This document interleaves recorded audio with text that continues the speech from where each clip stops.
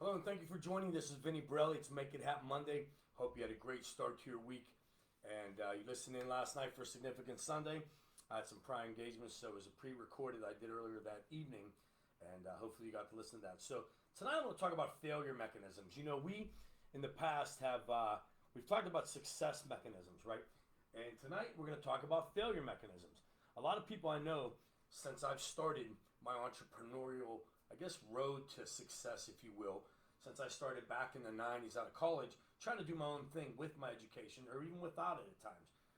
Failure has always been that fear, that kind of thought in the back of my mind, like, what if I fail? What if this doesn't go right? What if that doesn't go right? And quite frankly, a lot of people in my life since then have said, you know, you've done this, it didn't work out. You've done that, it didn't work out. You know, perhaps you should revisit or not try anything at all. Well, you don't know if you could succeed unless you would try, right? You all heard that before. But I'm going to break down failure. And again, in the Psycho-Cybernetics book, if you've picked it up, it defines and breaks down what failure is. You know, the first two really are emotions. So if you look at my whiteboard behind me, frustration and really aggressiveness. Those emotions come into play. And really, you learn more from your failures than your successes. But people get frustrated on, they don't know if they want to try something. They don't know if it's the right thing.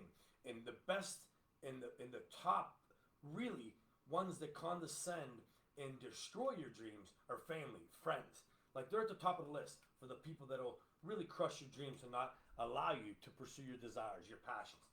So moving on to insecurity. You know, insecurity is really, you know, I used to have it. I really did. And it's just a don't feel inadequate. That's just the facts. You can't feel inadequate at something you're trying to do. You can't let others dictate what you are, who you are, you know, whether it's how you look or something you're trying to do. Those insecurities, some of them are self-induced, right? But most of them come from the outside. You know, the media and social and all the other avenues that allow that garbage to come in, you know, I always say the pollution, right? Those things make it even worse in today's day and age. So that means you got to put your barriers up, put that wall around what you're trying to do, and don't let insecurity, you know, affect you. Really, put your mindset, set your tempo, stay fixed on your dreams, desires, and everything you need to do to get there. Loneliness, another feeling. You know, we all feel lonely at times. Everybody does, but you're alienating yourself. Don't do that. Don't alienate yourself. You know, don't let your friends feel that they or don't let your friends feel that you can't reach out to them or they can't reach out to you. You know, it's reciprocated in friendships. I have a lot of friends right now that are going through that. They chose to be miserable, depressed, and alienate themselves because of what they're going through. But you can't ever do that. That doesn't make any sense. Doesn't get you anywhere. That being said, the next one, rolling right into uncertainty.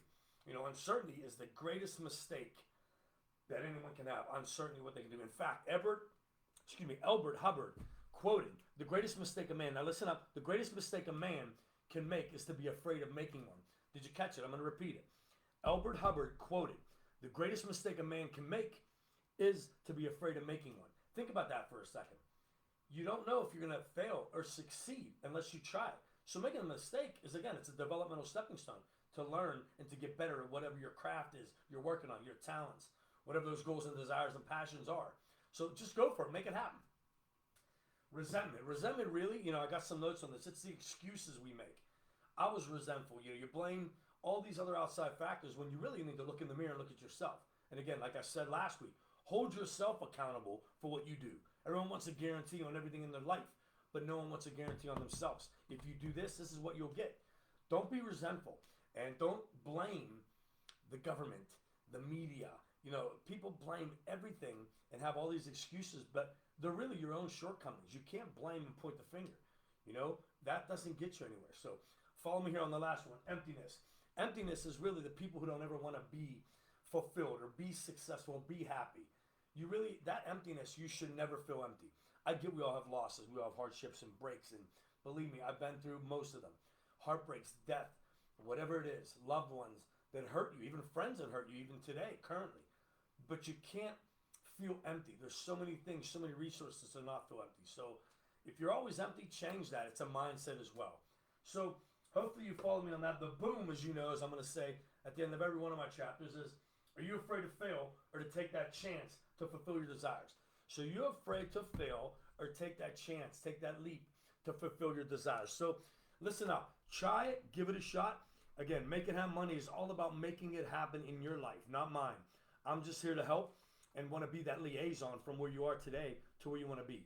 So I hope you keep following me. If you didn't pick up the book, again, I always say VinnyBurley.com. There's some new stuff coming on there, a new business we started. I became an ordained minister as well, so that's something new that I don't know if you caught on the last couple talks. But listen, thank you for joining me. I really appreciate it. Look for me on next week's Significant Sunday at 7 o'clock, and have a great week. Make it happen.